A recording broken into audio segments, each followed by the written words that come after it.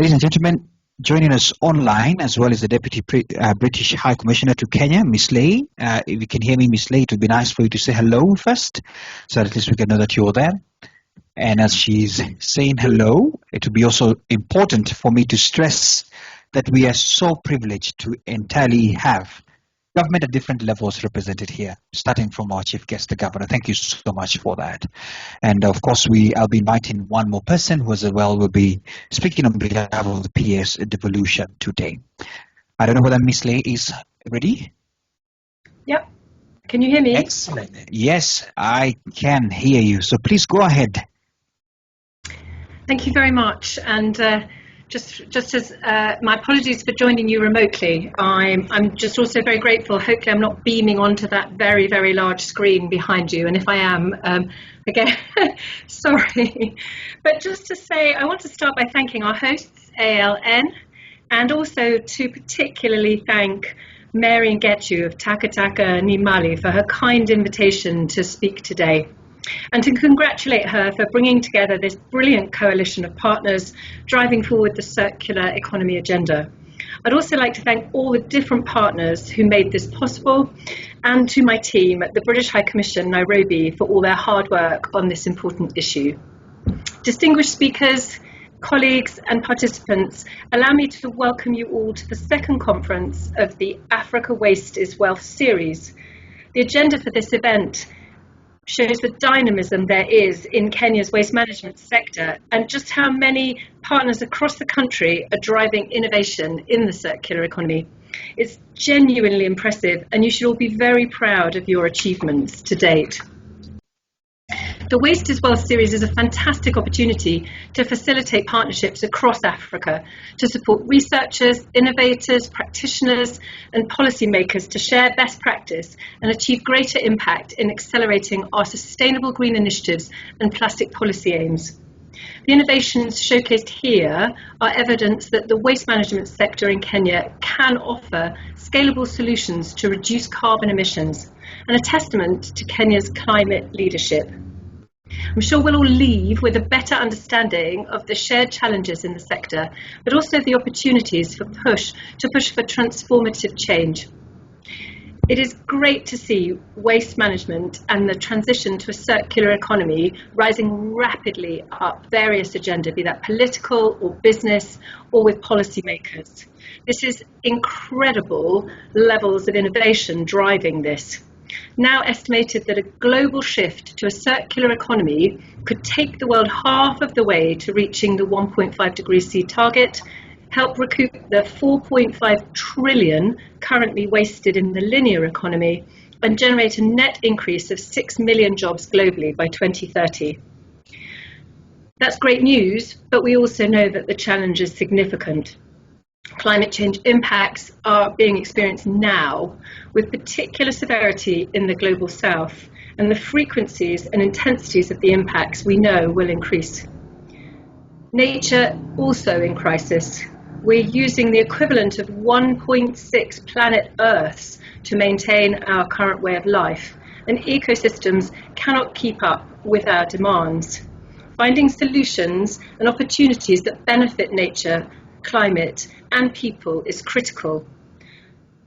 And the waste management and circular economy approaches offer those solutions. You, us, the participants at this conference and the coalition that our hosts have mentioned and Mary talked about are key to our future success. Kenya has sent a strong signal of intent to the world. We've heard about the banning of single-use plastic bags, the use of single plastics in national parks, and passing the Solid Waste Management Act in 2022. The next step is implementation. And Kenya has our full support as the UK, as does the overall Africa Waste is Wealth agenda. We welcome these opportunities for constructive exchange between our coalition. Our host from ALN said, should we attend another conference? I think this one is more dynamic than that, and I hope that the discussions will be really action oriented, because we know the importance of advancing a more circular economy approach. It stimulates, not constrains, growth and development, and it also achieves benefits for human health and people's livelihoods as well as the environment. The UK plays an active role in the circular economy agenda. At the global policy level, we play a role in the Intergovernmental Committee on Plastics Pollution, and we saw the third session here in Nairobi in November last year. And at the national level, we're proud of the role that the UK's Ellen MacArthur Foundation play in driving forward a stakeholder approach to reducing plastic pollution. We're keen to offer further support to the Government of Kenya and partners in implementing existing regulations at national and county level. So it's great to see representatives from the county level today, and particularly the Governor. And we really commend you for your leadership. We welcome the partnership also with UNCTAD, who as part of the Sustainable Manufacturing and Environmental Pollution Programme have supported our hosts, ALN, in completing a draft bill to ban single-use plastics in the East Africa community. Again, another really impressive achievement. As we've heard, though, it's partnerships between public and private sector that will be key to delivering successful circular economy approaches.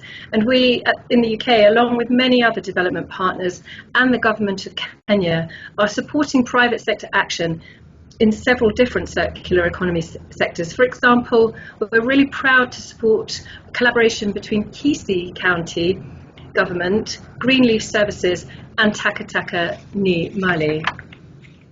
I don't have enough time to say everything about all the brilliant work that you and our partners are doing, but I just want to highlight a couple of things. First, it was really fantastic to see the British Foreign Secretary referencing in his recent Kew Gardens lecture the Sustainable Manufacturing and Environmental Pollution project that supported new biodegradable fishing nets that, if lost at sea, leave no toxins or microplastics behind.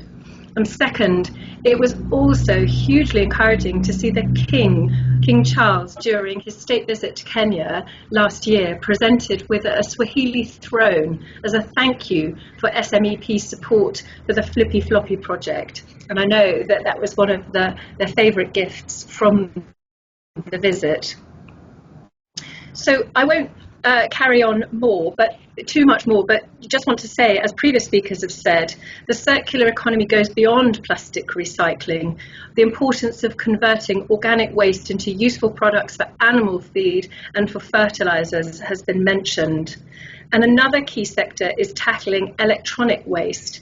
Kenya generates an average of 3,000 tonnes of e-waste a year, and the UK has collaborated and worked with Kenya's Waste Electrical and Electronic Equipment Centre, so that's the WEE Centre, that is addressing Kenya's e-waste problem. And we're looking forward to the WEE Centre's event next week, tackling this important area. So in conclusion, the UK is keen to continue to play its part as a partner in transforming waste into wealth, driving forward plastic policies and legislation in East Africa, as well as supporting implementation of Kenya's Solid Waste Management Act. Harnessing the power of technology and innovation to deliver will require strong collaboration between the public and the private sector, and it's great to see this coalition will be at the heart of that. The UK, alongside other development partners, will continue investing in a range of programmes that will work alongside all of you to realise the full economic and environmental potential of Kenya's circular economy. Thank you very much for inviting me today, Asanteni Sana, and I really wish you every success with your discussions over the next 2 days. Thank you very much.